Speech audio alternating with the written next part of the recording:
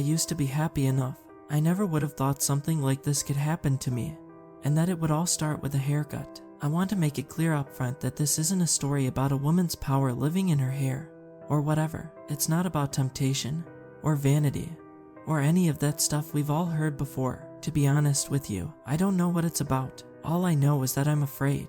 I've always been one of those girls who is slightly obsessive about her hair. Sure, skincare is important, and I have my routine, but I've always been a hair-first girl. My skin has always been volatile, often the victim of hormones and other whims of nature. My hair, on the other hand, is a constant. All I mean is that if I take decent care of it, if I get regular trims, if I color it consistently and responsibly, and if I stick to my simple upkeep routine, it pretty much always looks good. That's why, when I first moved to a small town after taking a new job, one of the top things on my to-do list was to find a good stylist. I asked my coworkers for recommendations. Most of them were middle-aged men, but I figured their wives and daughters had to get their hair done somewhere. Sadly, the recommendations they came back to me with were chains, the kinds of places with fluorescent lights and big signs in the windows that read all cuts $14.99. I wasn't that desperate yet,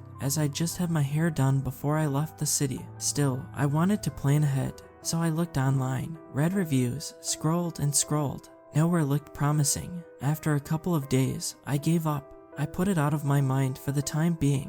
I had other things to do, a new job to learn, a cute little rental house to decorate, a whole new life to begin. This is how it really started. A few months before, I got a job offer I couldn't refuse. The only downside was that the company, a family-owned business that had done exceptionally well, was located in the middle of nowhere. I'd grown up in the suburbs, and I had gone to college, and then worked in a city. I was used to the amenities and conveniences of more populated areas, and I wasn't looking forward to scaling down my social life.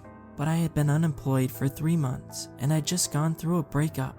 I figured moving would be a fresh start, and that the cost of living would be very low. On top of that, my ex-boyfriend had accused me of being codependent with my parents, and I sadly realized that he was right. I wasn't financially dependent on them, but I still brought my laundry over there every week and ate dinner with them more nights than not. So yeah, I loved my parents, but some space might do me good. Grow up, fly the nest, all of that. Anyway, long story short, I figured I'd put in a few good years, maybe save some money, and pay off my student loans, learn to be a proper adult, and then move back to civilization with some great professional experience under my belt, as well as a nice little nest egg. That was the plan. That is not how it worked out. A month in, I thought things were going well. I was adjusting to the pace of a small town. Work kept me busy in the day, and I didn't find the evenings and weekends quite as lonely as I thought. I got a library card and started reading more. I caught up on some Netflix shows I'd been meaning to watch, and I even found a cute little dive bar restaurant where I went out for dinner and drinks a couple of nights a week. But by 2 months in, I could no longer ignore my hair. The ends were splitting. The layers in the front were starting to grow out in an unflattering way. I needed some help, and quickly at that. I began to think of maybe asking for a Friday off, booking a flight back home. I could get my hair done, see my parents, quickly catch up with friends, be back to work by Monday morning. I knew it'd be a step backward in terms of my growing up plan, but I can't tell you how tempted I was. So when I saw her in the supermarket, it felt like fate, a reminder from the universe to stay strong. This girl was around my age with similarly long hair, and she had the most beautiful balayage I'd ever seen. I didn't hesitate. I beelined right up to her, told her I loved it, asked her where she'd gotten it done. She smiled, tossed a lock over her shoulder, clearly proud. "Oh, thank you, I just got it done yesterday. It's this woman. Here." She whipped out her phone, showed me a contact. "Her name's Melissa. She's amazing." I typed the name and number into my own phone. "Thank you so much. Seriously, I've been looking for someone ever since I moved here. You're a lifesaver." The girl was still smiling, clearly buzzing from the compliment. "You'll love her. See you around." I hurried around the supermarket, finished the rest of my shopping in record time. I threw the bags into the trunk of my car and then got into my front seat, pulled out my phone, and called Melissa. She answered after one ring. She told me that she was currently between salons and that she only did home visits. I told her that was fine, and I explained the sort of color and cut I wanted.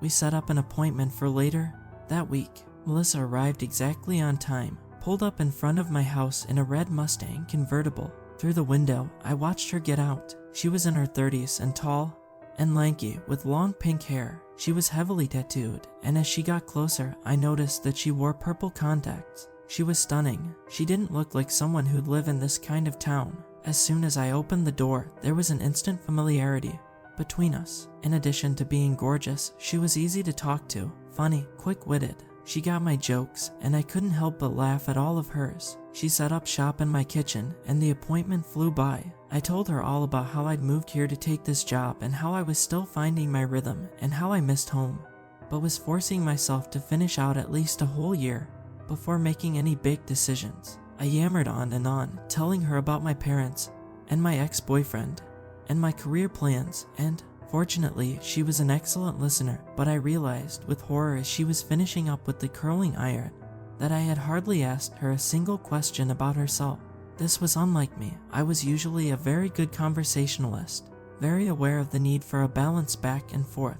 When I told her this, she just laughed it off. "Don't apologize, girl. Hair is therapy." I smiled, still a little embarrassed but definitely comforted by her words. She held up a mirror so I could see her finished work, and I let out a little gasp. I looked incredible. It was hands down the best cut and color I'd ever had. Melissa asked if she could take a few photos on her phone, probably for her Instagram or something. My stylist at home always posted her best work on her social media. Good advertising and all that. I nodded. Yeah, of course. She stepped around me, capturing my hair from various angles. "Gorgeous," she said, still snapping away. "The color really suits you." She took a final photo, then held her phone up, flicking through the images, a slight smile on her face as she admired her work. I helped her carry everything back out to her car, tipped her generously, and told her I'd call her in 6 weeks to set another appointment. She didn't do pre-bookings, preferring to take her weeks as they came. "Thanks again," I said through the rolled-down window. "Oh, and can you send me your Instagram?" I really wanted to see the pictures she had taken. "Sorry," she said as she put the car into drive. "I'm not on social media." Before I had the chance to ask if she could just send the pictures directly to me, she was gone. Over the next week, I got so many compliments on my new hair that I lost count. I ended up handing Melissa's number out to 5 or 6 other girls, all of whom approached me and practically begged for it. I was glad I could help Melissa out, as she was so talented, but I was also a little worried that if she became really popular, I might not be able to get an appointment anymore. It turns out that would be the least of my worries. A week later, the trouble began. I was sitting at my desk at work when my phone started buzzing. A call from an unknown number. I hit ignore, figured whoever it was could leave a message. I went back to my spreadsheet, but then my phone started buzzing again, ignoring every call. I grabbed it and hurried out to the parking lot to answer. "Hello." Silence on the other end. I sighed, ready to hang up, but then, breathing. "Hello," I said again. "Can you hear me?" More breathing, rattly, like someone with a bad chest cold. A cough, a snort, and then the line went dead. I hung up, shook my head, marched back inside. I started getting these calls every day. For whatever reason, I couldn't block the number. I guess because it was an unknown caller. I started leaving my phone on Do Not Disturb instead, turning it back to normal mode only a few times a day to catch up on messages. It felt weird, like I was being socially isolated, like I had been put in timeout. In case you're wondering, no, I didn't tell anyone about the calls. At the time, I didn't want to sound like a baby or a scaredy cat, but after my mom voiced her concern about my unresponsiveness, I decided it was time to get a new number. Even then, the calls didn't stop. As you can imagine, I was getting more and more freaked out by being alone in my house. It was the non-stop phone calls, yes, but it was also a strange tingly feeling, like I was being watched. Of course, I knew this was nuts. Just in case, I kept my blinds shut. Getting more uncomfortable with being home alone in the evenings, I started having all of my dinners at the dive bar restaurant. One Tuesday, I was digging into my usual Caesar salad when I felt, well, imagine sitting on a bar stool, minding your business, and then hearing, sensing, feeling someone running up, full speed, behind you. I spun around, dropped my fork on the floor, startled. Behind me, a man, short but stocky with a shiny shaved head and a leather jacket.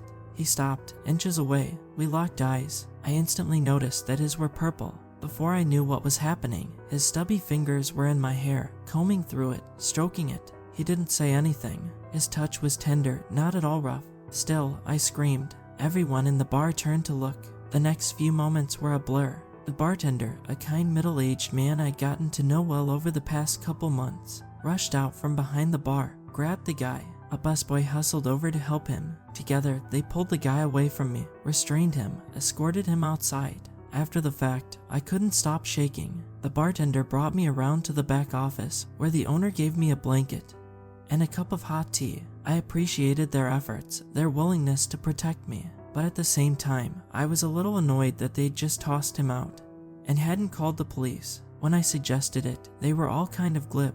"A guy touched your hair. It's creepy, but it's not exactly a crime." It might not have been a crime, I get that, but it was something. I mean, first the phone calls, now this. When I got home that night, I called the police myself. To my surprise, they listened and took me seriously and sent someone over. The first thing the female officer asked me was if I had gotten my hair done by a woman named Melissa, and if she'd taken my picture. My eyes widened. For some reason, it had never occurred to me that Melissa could be involved.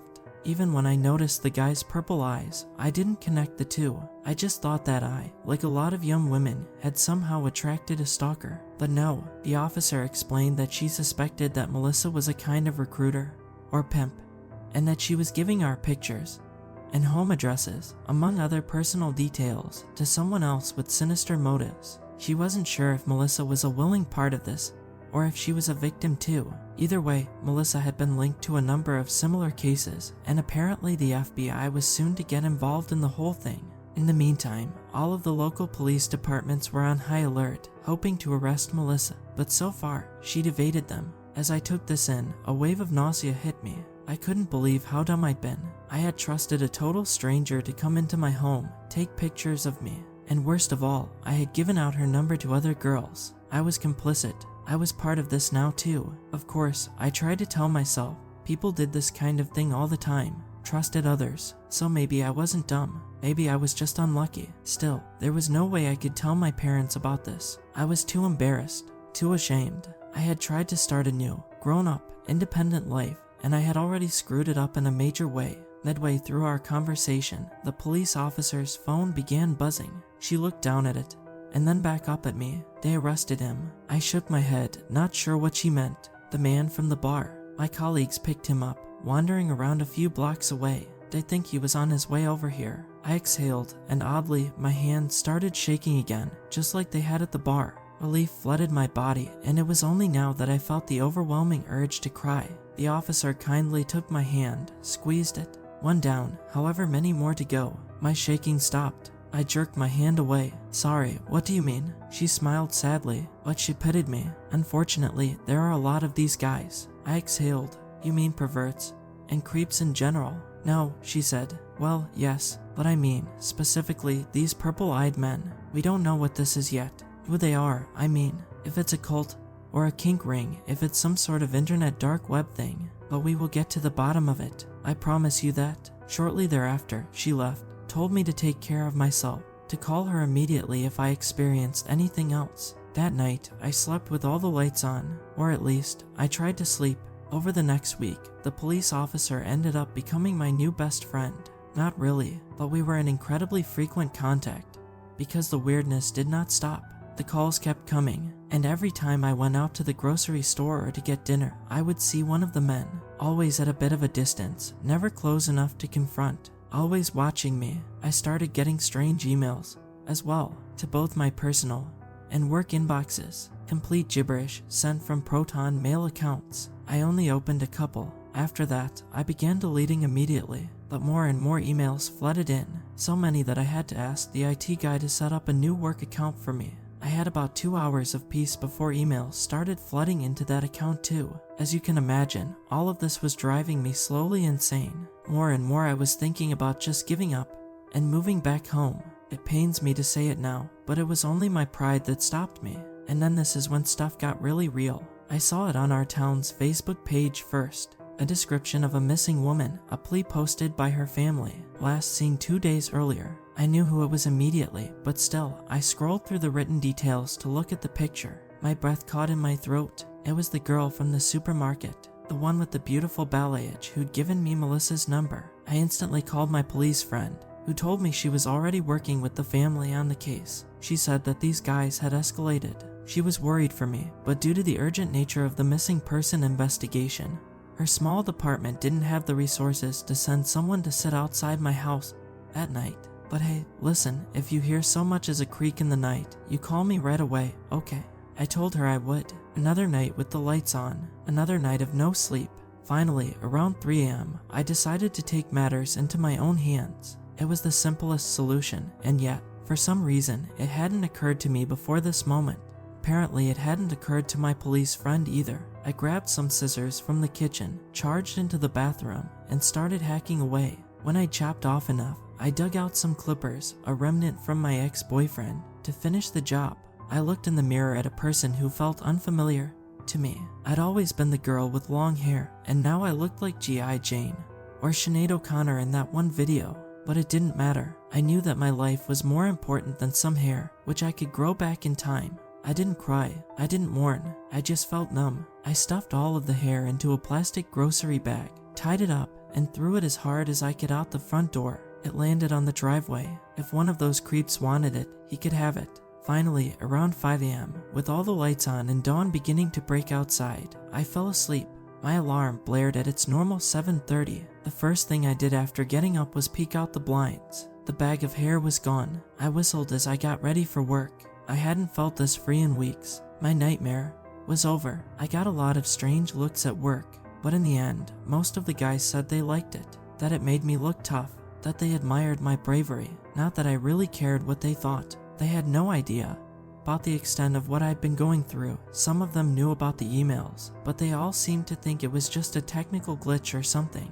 I guess that was how the baffled guy had explained it away. After I finished my day, which was very productive thanks to not spending it deleting weird emails, I tried giving my police friend a call. I needed to tell her about the bag of hair, and I also wanted her to let the other victims know that they could do the same, shave it off, stop the creeps from coming for them. I tried her again and again, but there was no answer. I dismissed this as nothing. She was probably swamped with work. The balayage girl was still missing, and there was lots of speculation in Facebook comments about where she could be. Mentions of her ex-boyfriends, and old high school feuds, and even potential serial killers. No one seemed to suspect that it had started with a haircut. Interestingly, the police were keeping quiet. No mentions of any specific leads in the local news. I guess maybe the FBI had told them to keep their mouths shut. Anyway, I figured I could try calling again later. In the meantime, I stopped by the grocery store. I needed to pick up a few things. A small town late afternoon, a totally quiet parking lot.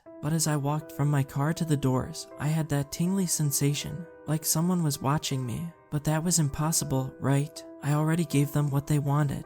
I was free. Apparently not. I whipped around and immediately spotted one of the bald, purple-eyed men standing square in the middle of an empty parking space. And then movement caught my attention from the other direction. Another one, and another one near the shopping carts, and another one standing between two sports cars, and another one by the soda vending machines, all virtually identical. I stopped in my tracks. But no, I couldn't just stand there. I forced myself back into action, beelined back towards my car, got in, grappled for my keys, started the engine. More movement, the men running, full speed, towards my car. I threw my car into reverse. A meaty thud as one of them flew up on top of my car, and then a crash as his body shattered my windshield, like spiderwebs. Still, the glass didn't collapse. The body rolled down the hood and onto the pavement. More of them, lunging towards my car, a fist punching through the driver's side window, a bloody hand trying to grab me.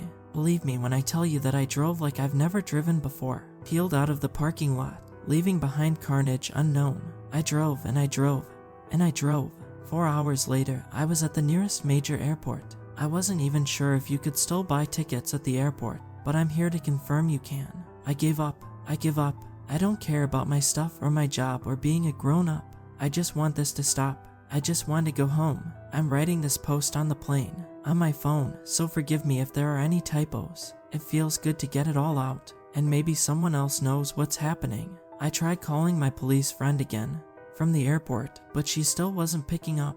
I guess maybe if the FBI have finally taken over, she might have been bumped off the case. I don't know, you'd think she would still answer her phone. There's a dark part of me that thinks something might have happened to her, but I'm trying to remain optimistic. Okay, so I got a rental car, and I just pulled up outside my parents' house. I didn't tell them I was coming. I was going to wait to tell them everything in person. I didn't want them to worry about me, but I'm freaked out all over again now because their front door is wide open. It's midnight here. I've called the cops, but it's late.